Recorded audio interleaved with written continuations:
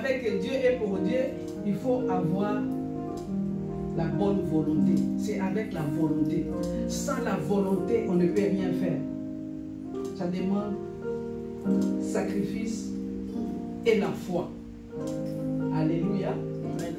Ça, c'est l'enseignement du 30 avril avec l'apôtre Sunda. Je reviens maintenant à notre étude de mercredi. Je crois que nous nous sommes arrêtés à... Voilà, nous nous sommes arrêtés... Je vais dire. Hein? On s'est arrêté à Josué 1, verset 1. Le disciple doit avoir la conviction que seul son conducteur est le meilleur. Voilà, les disciples doivent être au service du formateur et les disciples doivent avoir la conviction que seul son conducteur est le meilleur. Et nous avons vu l'exemple de Josué chapitre 1, verset 1. Et il y a aussi un autre exemple d'Élie. Nous avons vu l'exemple de Moïse et de Josué. Et nous allons voir maintenant l'exemple d'Élie et Élisée. Vous savez que Élisée était plus vieux qu'Élie. Le prophète Élisée était plus vieux que le prophète Élie. C'est-à-dire qu'il était plus jeune que son maître.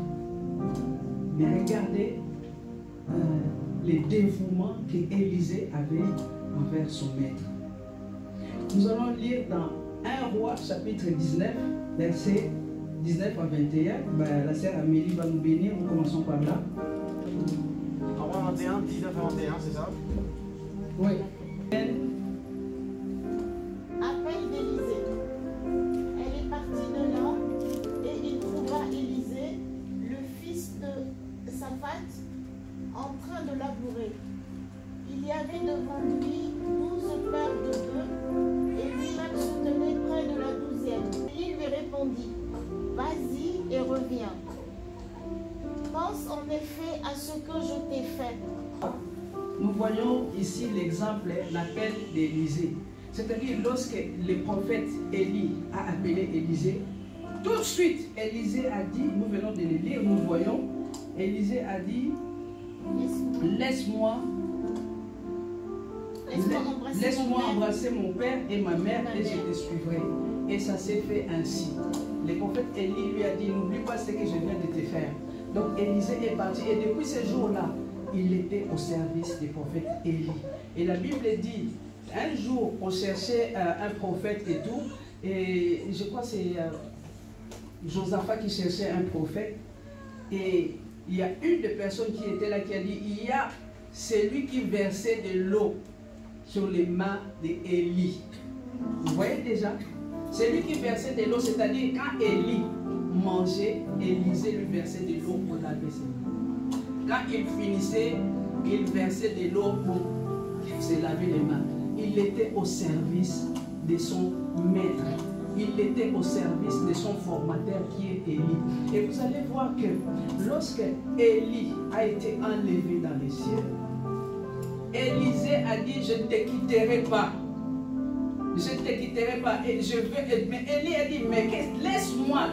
Et le prophète Élisée a dit, je ne te quitterai pas. Ton âme est vivante, je suis vivant, je ne te quitterai pas. Et il a dit une chose au prophète Élie, je veux la double portion de ce que tu as. C'est-à-dire le prophète Élie aussi, il n'était pas petit, hein, comme disent les Ivoiriens, il n'était pas petit, mais Élisée a demandé la double de ce que Élie avait. Et Élie a dit une chose à Élisée. Il a dit, cela te sera accordé si tu me vois pendant que je suis en train d'être enlevé dans les cieux. C'est bien, aujourd'hui nous prions, Seigneur, donne-moi la double portion. Mais pendant que Élisée était enlevé, et plutôt le prophète Élie était enlevé, tu as déjà vu un tourbillon? Tu vois les tourbillons? Est-ce que tu peux te rester comme ça? C'est-à-dire, au même moment, il y a la poussière, il y a les petits cailloux, il y a tout ça là. Mais il devait avoir les yeux fixés. Donc il ne fallait pas qu'il fasse ça. Non, donc pendant que la poussière l'a monté, tout ça montait. Et c'est ainsi qu'il a obtenu ce qu'il avait demandé. Amen. Hein? Amen. Je suis en train de parler de comment devenir un disciple. Juste une question. La double portion de j'ai pas compris, la double portion. La double portion son onction. D'accord. Prochainement, je vais ouvrir la parenthèse sur ça pour voir réellement que Élisée a reçu la double portion de l'onction qui reposait sur Élie. Parce que le prophète Élie a fait 7 miracles et le prophète Élisée en a fait 14. J'ai cherché à comprendre et j'ai fait une étude sur ça. Le prophète Élie a fait 7 miracles et Élisée en a fait 14. Le double de ce que le prophète Élie avait fait. Mais prochainement, que le Seigneur te bénisse. J'aime le désir, le désir qui est en toi de connaître. J'aime ce désir-là et que le Seigneur fasse grandir encore ce désir en toi. Ouvre ton oreille spirituelle dans le nom de Jésus. Donc, nous avons vu l'exemple de Moïse et Josué et nous voyons hommes. Et pour cela, nous allons lire 1 Chronique chapitre 11, verset 17 à 20. Papa Gamassa va nous bénir par la lecture. 1 Chronique chapitre 11, verset 17 à 20. 17. Il donnait ainsi de la force au royaume de Juda. David eut un désir et il dit. Ah non, j'étais à 2 Chroniques, pardon. 1 Chronique 11. Pardon.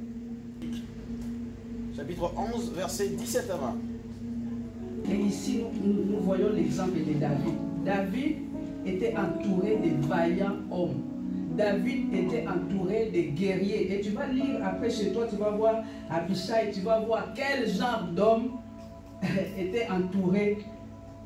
Quel genre d'homme était entouré David. C'était des guerriers. C'est-à-dire, c'est des personnes lorsqu'ils tenaient l'épée comme ça là. Pour enlever, des fois il faut une force. Tu ne peux pas parce que quand il commence carnage comme ça. C'est-à-dire aujourd'hui on peut qualifier ces genres de personnes comme des personnes qui aiment la prière. C'est-à-dire quand on dit prière, il y a prière. Quand on dit nous allons gêner, nous allons gêner. Nous allons prier, nous allons prier. David était entouré par des vaillants hommes. Et nous voyons ici, la Bible nous dit que David eut envie de boire l'eau qui était de l'autre côté. Ah! Maman Sidonie, David a eu de boire l'eau qui était de l'autre côté. Papa Paul a envie de manger la chicoine de Château Rouge. C'est-à-dire pas à côté, je ne veux pas ça, mais de l'autre côté. Et la Bible dit, les vaillants hommes de David sont partis, ils étaient à 3, ils sont partis chercher, c'est-à-dire dans les camps de l'ennemi. L'autre côté, dans les camps de l'ennemi. Mais ils aimaient tellement leur maître qu'ils n'ont pas dit, hey, tu nous envoies à la mort, va toi-même, nous allons mourir. Et puis, non, non, ils sont partis au risque de leur vie. Et si bien que quand ils sont revenus avec cette eau-là, David a dit, non, je ne peux pas boire de cette eau-là parce que c'est au prix de leur vie. Il dit une chose, car c'est au péril de leur vie qu'ils ont apporté. Ils ne voulaient pas la boire. Alléluia. Ils ont dit, plutôt David a dit que mon Dieu me garde de faire cela. Boirai-je le sang de ces hommes qui sont allés au péril de leur vie? Est-ce que c'était le sang que ces hommes ont ramené? Ils ont ramené de l'eau, n'est-ce pas? Mais pourquoi David dit que je ne boirai pas le sang de ces hommes? Parce qu'ils sont partis au péril de leur vie. Alléluia. Est-ce que vous comprenez cela? Mais aujourd'hui, pour être disciple, c'est-à-dire il faut aimer son formateur, il faut être au service de son formateur. Ce n'est pas que tu es au service d'un homme. Tu ne peux pas servir Dieu parce qu'on ne voit pas Dieu. Nous ne voyons pas Dieu. Tu peux servir Dieu au travers d'un homme. Amen. Tu n'as pas compris. Amen.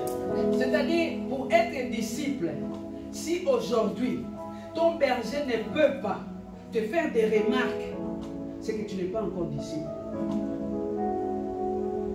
Si ton berger ou ton encadreur ne peut pas te faire des remarques, on te fait une remarque comme ça, tu quittes l'église. Il n'a pas le droit de me parler comme ça. Pourquoi il me parle comme ça? Il me parle pour qui? Est-ce que je suis son enfant? Alléluia. Amen. Alléluia. Amen. Il n'a pas le droit de me parler comme ça. Je ne suis pas son enfant. Surtout ici à l'Europe. Est-ce qu'il paye mon loyer? Qui paye mon loyer? Je paye mon loyer, il n'a pas les dos. Si tu es encore à ce stade-là, c'est que tu n'es pas encore disciple, tu n'es pas encore brisé. Je vais vous donner un exemple. Un jour, Jésus est avec ses disciples.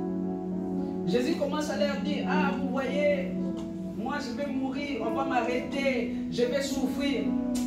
L'apôtre Pierre qui aimait Jésus est venu dire, non maître, arrête de dire des choses comme ça, toi tu ne vas pas mourir. Vous savez la réponse de Jésus? Jésus a dit à Pierre, arrière de moi Satan.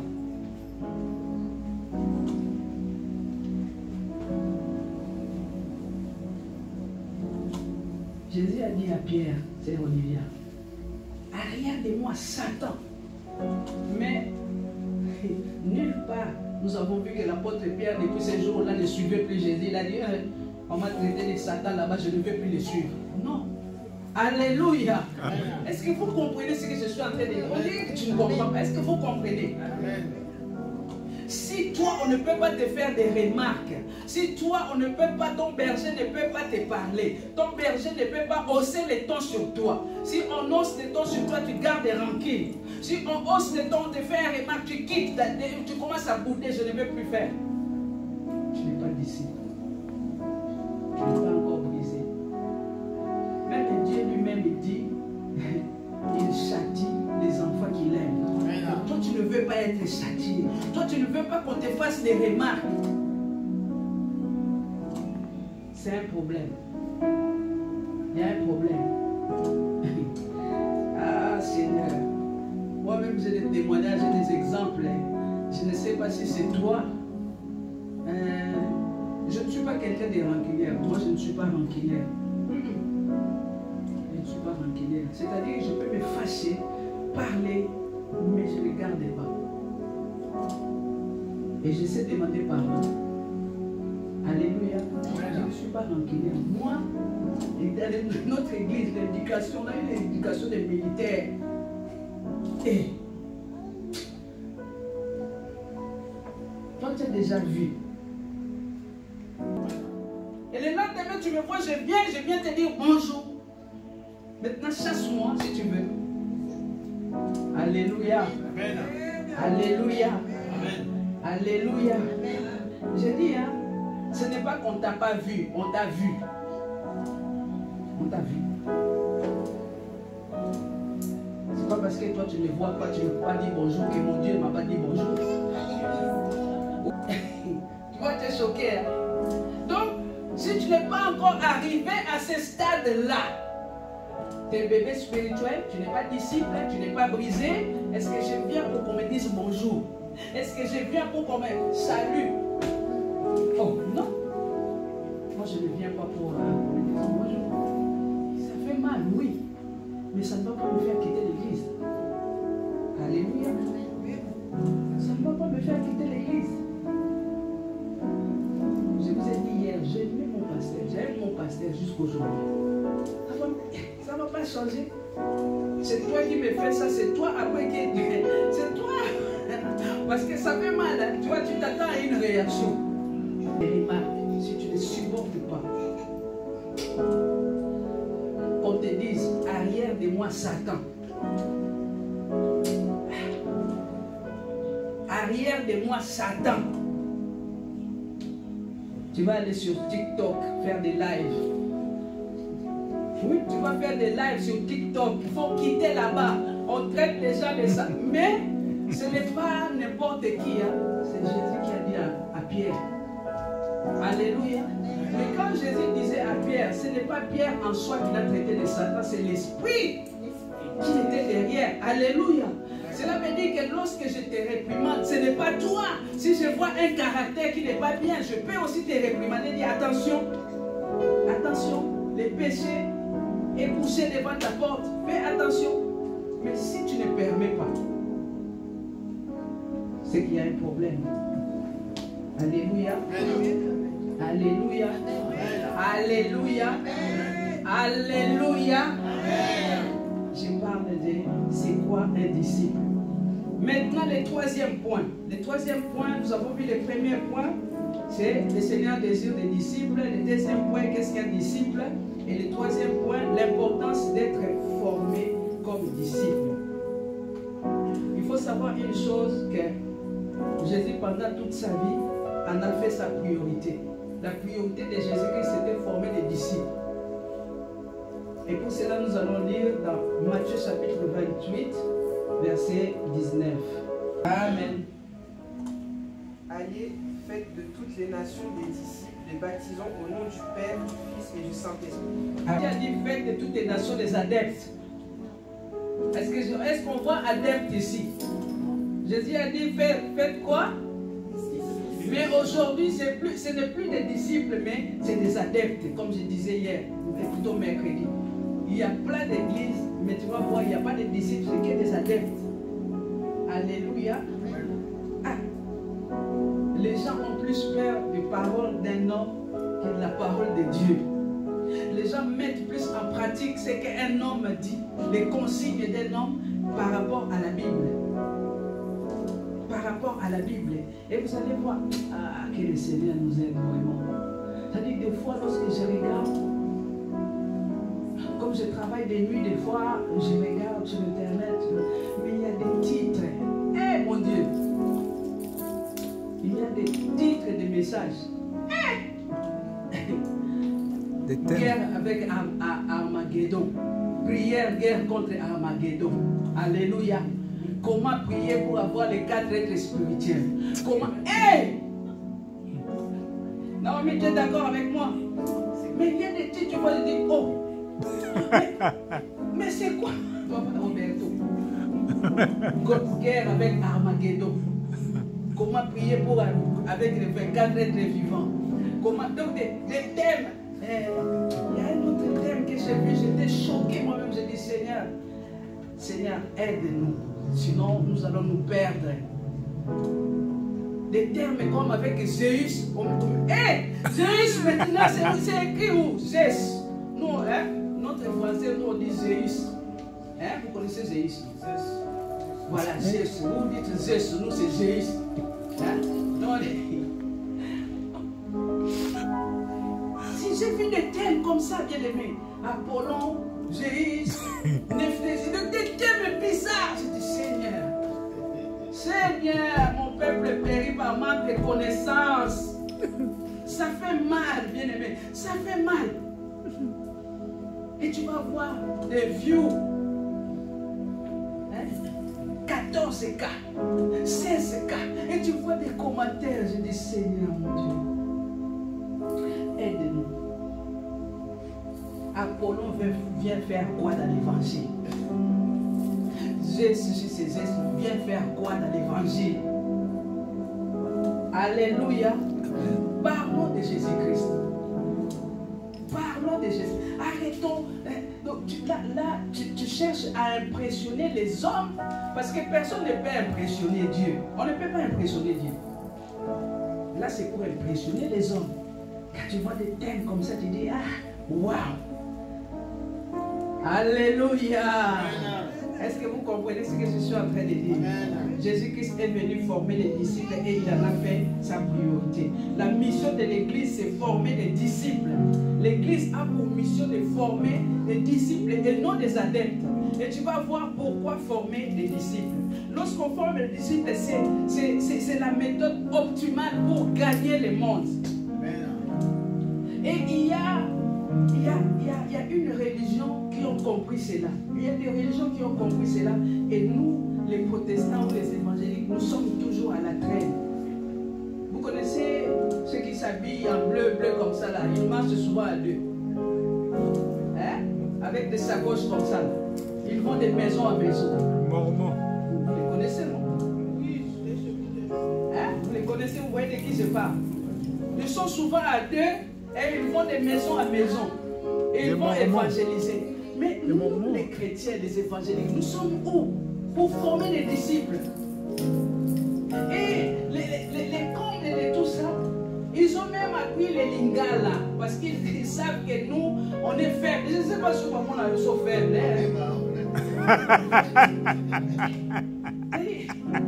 C'est-à-dire les corbeaux et les renards. C'est-à-dire, je ne sais pas si c'est les renards, si c'est les corbeaux. Ils s'appellent même au téléphone, tu attends les accents là, ils te parlent là. Je t'appelle pour la bonne nouvelle. Oh, moi je suis déjà sauvé. J'ai Christ à moi. Il faut appeler ailleurs. Quoi, on voit. Alléluia. Alléluia. Parce que une fois je disais au bien-aimé, je dis, quand on va évangéliser, ne va pas seulement vers les Africains. Souvent lorsqu'on a des flyers là, on attend. Lorsqu'on voit Dupont passer, on ne donne pas. Lorsqu'on voit Mohamed, Hugo, on ne donne pas. Lorsqu'on voit Mohamed, on ne donne pas. Mais lorsqu'on voit Amadou, alléluia. Amen. Est-ce que vous avez compris quelque chose? Mais ces gens-là, eux aussi, ils ont compris. Maintenant, ils commencent à venir seulement chez les Amadou, chez les Boubacar. Ils vont même sur les bottins. Ils prélèvent des noms, c'est-à-dire des noms d'origine. Que le Seigneur nous aide. Jésus-Christ est venu. La mission de l'Église, c'est former des disciples. C'est une méthode optimale pour atteindre et gagner le monde pour Dieu. La valeur de la formation des disciples, c'est être entraîné à mener une vie chrétienne et à se reproduire. La valeur de la formation des disciples, c'est être entraîné à mener une vie chrétienne et à se reproduire. Parce que tu vas voir aujourd'hui, si toi tu es bien formé, tu peux aussi former quelqu'un d'autre. Alléluia. Si tu deviens disciple, tu vas aussi former quelqu'un d'autre.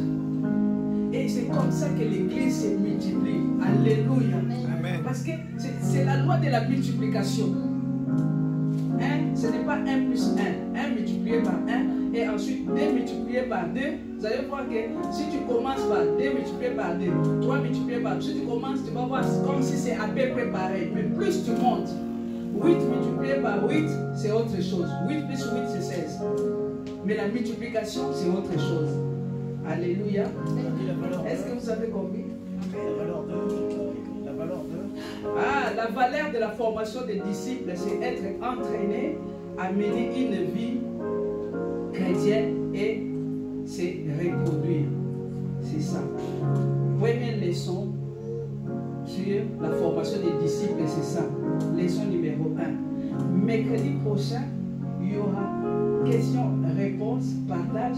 Et l'autre mercredi, nous allons passer aux leçons numéro 2. Alors, texte à méditer et à partager. Prenez note. 1 Pierre chapitre 2. 1 Pierre chapitre 2, versets 1 à 25. 1 Pierre chapitre 2, versets 1 à 25. Nous allons partager autour de ces passages, toujours par rapport à l'enseignement des leçons numéro 1 que nous venons d'apprendre. Et la méditation, c'est quoi? Alléluia! La méditation, c'est quoi? La méditation, c'est quoi? Vous voyez, la dernière fois quand j'ai dit, le maître connaît la valeur de sa classe. C'est quoi la méditation? C'est-à-dire au milieu de nous méditons. Est-ce que tu dors? C'est-à-dire nous ne méditons pas. Si nous méditons, nous devons savoir c'est quoi la méditation. C'est en profondeur. C'est étudier un texte, c'est étudier un texte biblique et voir à ce texte. Et aussi la méditation me permet aussi de changer ma manière de vivre. Enfin, Dieu me montre comment changer ma manière de vivre au travers de cette méditation. Oui. Il y a le côté historique ici qui est apporté dans la méditation, parce qu'il y a lire et méditer. C'est de comprendre la profondeur du message. Ok, voilà, réflexion. Méditation, mais c'est simple. C'est qu'on lit. C'est-à-dire tu es là, avoir une pensée profonde par rapport à ce que tu lis, comme a dit Papa Gamassa. Tu as dit quoi déjà? C'est historique ou quelque chose de ces gens-là. La méditation, je vais vous dire une chose avant d'expliquer. Vous voyez les gens qui font le yoga, ils ont la facilité de méditer. Hein? Les Coréens là, parce que déjà eux, ils font la méditation, les Chinois, quand ils font des trucs comme ça là, c'est ton esprit au fait. La méditation c'est ça. Ton esprit est centré dans ce que tu es en train de dire. Alléluia. Et par rapport au texte que tu lis, que tu médites, s'il y a des mots difficiles, tu prélèves les mots difficiles.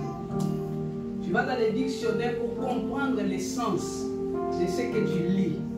Et ensuite, par rapport à ce que tu lis ou tu as médité, c'est-à-dire quand tu lis 1 Pierre, on va prendre 1 Pierre quand même pour nous aider déjà à avancer. Et quand nous allons venir les mercredis, on saura.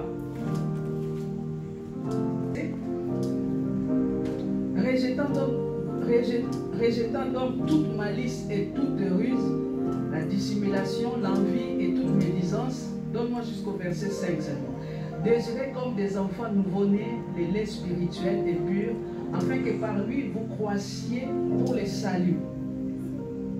Si vous avez goûté que le Seigneur est bon, approchez-vous de lui, pierre vivante, rejetée par les hommes, mais choisie et précieuse devant Dieu. Et vous-même, comme des pierres vivantes, édifiez-vous pour former une maison spirituelle, un saint sacerdoce, afin d'offrir des victimes spirituelles agréables à Dieu par Jésus-Christ. Je vais m'arrêter juste là, verset jusqu'au verset 5. Bon, maintenant, si je nous dis de méditer 1 Pierre 2, 1 à 5, remets-nous le premier verset, s'il te plaît. Rejetant donc toute malice et toute ruse, la dissimulation, l'envie et toute médisance. Donc à partir de là, je cherche à comprendre malice c'est quoi. Moi avec mon petit français, moi je préfère. Malice c'est quoi? Si pour toi tu comprends malice, tu sais c'est quoi malice, c'est pas grave. Dissimulation c'est quoi? Tu vas dans les dictionnaires. Tu regardes le mot dissimulation, c'est quoi? L'envie, c'est quoi? La médisance, c'est quoi? Maintenant, à partir du premier verset, qu'est-ce que le Saint-Esprit veut m'enseigner? On reste seulement au premier verset là. Tu te poses cette question. Pendant que tu médites, tu te poses cette question. Qu'est-ce que le Saint-Esprit veut m'enseigner? Est-ce que parmi ces choses-là que je viens de dire, est-ce qu'il y a la malice en moi? Est-ce que je suis quelqu'un de rusé? Est-ce que je suis quelqu'un d'envieux? Si c'est le cas, je suis médisant ou médisant? Si c'est le cas, Dieu veut que je puisse changer. Donc, Dieu veut que je change. Si je suis médisante, Dieu veut que j'abandonne la médisance. Vous comprenez? L'idée c'est ça. Dieu veut que j'abandonne la médisance. Et par rapport maintenant à ça, tu pries le Seigneur. Tu vas prier, tu vas dire Seigneur, oh pardonne-moi, je suis quelqu'un de rusé. Je suis quelqu'un qui dissimule. La dissimulation, tu peux faire en rapport aussi avec Galates chapitre 5, on voit les œuvres de la chair. Tu vas là-bas dans les œuvres de la chair, tu vas voir la dissimulation, des choses comme ça là. Tu vas voir c'est quoi. Et à partir de ça, ça va te... Donc, tu peux rester 1 heure, rien qu'avec les premiers versets. C'est ça lorsqu'on parle de la méditation. Tu peux rester même 1 heure sur ça. Tu lis et tu regardes. Et au même moment, le Saint-Esprit aussi te parle. Le Saint-Esprit te dit, ah, tu es envieux, toi tu envies beaucoup. Il faut que tu abandonnes. Donc, à partir de là, toi-même, tu vas savoir que non, l'envie, ce n'est pas bon. Envier, ce n'est pas bon. Être rusé, ce n'est pas bon. Dieu veut que je rejette toutes les formes de malice. Et tu vas maintenant en profondeur malice. Cherche à savoir c'est quoi malice. Alléluia. Et après cela, maintenant tu peux prier. Voilà pourquoi, des fois, tu tournes en rond dans les prières. On répète les mêmes choses. Ah Seigneur, je te bénis. Dieu des cieux, merci pour la vie. Merci. Mais lorsque tu commences à méditer, ta prière ne sera plus monotone. Tu auras des mots par rapport à ça. Tu vas commencer ta confession. Seigneur, pardonne-moi. Ah, je ne savais pas vraiment que l'envie, ce n'est pas une bonne chose. Seigneur, pardonne-moi. Seigneur, je suis en médisant. Ah, je n'arrête pas. Seigneur, pardonne-moi. Saint-Esprit, tu veux m'enseigner que j'arrête avec la médisance. Et après, tu cherches quelqu'un pour partager avec. Tu cherches quelqu'un pour partager. Ah, je peux te partager ce que j'ai médité aujourd'hui. Et puis l'autre aussi peut dire, ah, je comprends. C'est-à-dire la malice, c'est ça la méditation. Vous voyez que c'est simple. Des fois, on se complique pour rien. Et parce qu'au milieu de nous, il y a des apôtres Paul comme Pascal. Allez. Alléluia. C'est-à-dire, l'intelligence qu'il a, moi, je n'ai pas. L'apôtre Pierre n'avait pas l'intelligence de l'apôtre Paul. Quand tu lis l'apôtre Paul, il y a des choses où toi-même tu as des étoiles. Alléluia. Mais quand tu vas lire Pierre, tu vas voir que c'est simplifié. Alléluia. Et à partir de là, tu partages, tu pries. Et maintenant, tu mémorises ces versets. Vous comprenez? Et là, comme nous sommes jusqu'au verset 25, quand tu vas commencer ta méditation, ça nous laisse une semaine. Tu vas mémoriser les versets qui te touchent le plus. C'est-à-dire à partir de 1 jusqu'au 25, tu mémorises les versets qui t'ont le plus touché. Les versets qui t'ont le plus parlé. Tu mémorises ces versets-là. Amen. Amen. Est-ce que vous avez compris? Vous avez compris? Si tu n'as pas compris, pose des questions. Pose des questions parce que nous allons tous partager et c'est comme ça que l'église grandit spirituellement. C'est comme ça que tu vas voir, tu ne seras plus emporté à tout vent. Tu ne seras plus emporté à tout vent. Écoute, moi, de ma part, le verset qui m'a touché, moi, je vous le donne. Chacun, moi, c'est le verset 4. Le verset 4 dit, approchez-vous de lui, pierre vivante, rejetée par les hommes, mais choisie et précieuse devant Dieu et vous-même non, c'est jusqu'au verset 4. Approchez-vous de lui, pierre est la pierre précieuse. Jésus-Christ était rejeté par beaucoup de personnes, mais choisi et précieuse devant Dieu. Et nous-mêmes aussi, nous sommes des pierres. Tu vas lire, toi, c'est toi. Quand je dis j'aime la parole, c'est la vérité. Seigneur vous bénisse. Nous sommes arrivés à la fin. Nous allons nous lever et nous allons remercier le Seigneur. Alléluia.